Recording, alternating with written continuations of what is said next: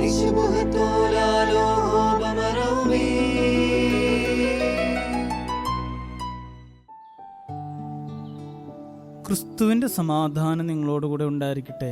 വചനകിരണത്തിലേക്ക് ഏവർക്കും സ്വാഗതം. ഒരിക്കൽ ദേവന്മാരുടെ സദസ്സിൽ നാരദ മഹർഷി എത്തി ദേവന്മാരോടായി ചോദിച്ചു, ഞാൻ നിങ്ങളോട് സത്യം പറയണമോ അതോ പ്രിയം പറയണമോ? അങ്ങ് പ്രിയം പറയണം, ദേവന്മാർ പറഞ്ഞു. അപ്പോൾ നാരദൻ അവരോട് പറഞ്ഞു, ഞാൻ പ്രിയമാണ് പറയുന്നതെങ്കിൽ അതിൽ സത്യമുണ്ടാകില്ല. അപ്പോൾ ദേവന്മാർ പറഞ്ഞു, എന്നാൽ അങ്ങ് സത്യം പറയണം. നാരദൻ പറഞ്ഞു, ഞാൻ സത്യമാണ് പറയുന്നതെങ്കിൽ അതിൽ പ്രിയമുണ്ടാകില്ല. ശരിയാണ്, പലപ്പോഴും സത്യം വെളിപ്പെടുത്തുമ്പോൾ അതെല്ലാവർക്കും പ്രിയതരമാകണമെന്നില്ല. സത്യത്തിന്റെ മുഖം വികൃതമാണ് എന്ന ചൊല്ലു കേട്ടിട്ടില്ലേ? സത്യം പറയുന്നവർ സമൂഹത്തിൽ പലപ്പോഴും ഒറ്റപ്പെട്ടു പോകും. ചിലപ്പോൾ പരിഹസിക്കപ്പെടും, വേറെ ചിലപ്പോൾ ശിക്ഷിക്കപ്പെടുകയും ചെയ്യും. കാരണം എല്ലാ സത്യവും എല്ലാവർക്കും പ്രിയതരമാകണമെന്നില്ല.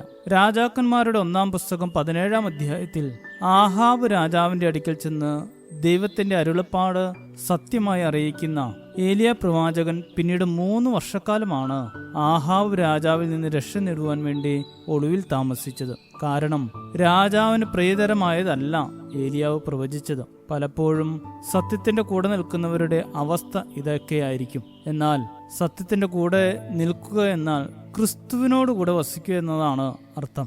ഞാൻ തന്നെ വഴിയും സത്യവും ജീവനുമാകുന്നെന്ന ക്രിസ്തുവിന്റെ അരുളപ്പാട് മറക്കരുത്. മറ്റുള്ളവരെ പ്രീതിപ്പെടുത്താനും സന്തോഷിപ്പിക്കാനും മാത്രമുള്ളതല്ല നമ്മുടെയൊക്കെ ജീവിതം.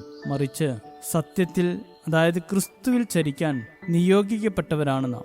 മറ്റുള്ളവരുടെ പ്രീതി പിടിച്ചുപറ്റുവാൻ വേണ്ടി, താൽക്കാലിക ആശ്വാസത്തിനു വേണ്ടി, സ്ഥാനമാനങ്ങൾക്ക് വേണ്ടി ഒക്കെ സത്യത്തെ വളച്ചൊടിക്കുന്നവരും സത്യത്തെ മറച്ചു വെക്കുന്നവരും ക്രിസ്തുവിൽ നിന്ന് ഏറെ അകലെയായിരിക്കുന്നു. പ്രിയം നോക്കാതെ സത്യം പറയണമെങ്കിൽ ധീരത ആവശ്യമാണ്.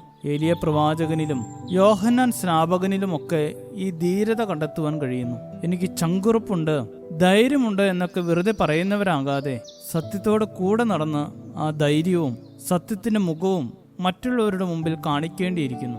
സത്യമാണ് എൻ്റെ മതമെന്ന് പ്രഖ്യാപിച്ച മഹാത്മാഗാന്ധിയുടെ വാക്കുകൾ അപ്രിയ സത്യങ്ങൾ പറഞ്ഞില്ലെങ്കിലും പറയുന്നതെല്ലാം സത്യമായിരിക്കണം. നമ്മുടെ വാക്കുകൾ, പ്രവൃത്തികൾ എല്ലാം സത്യസന്ധമായിരിക്കട്ടെ.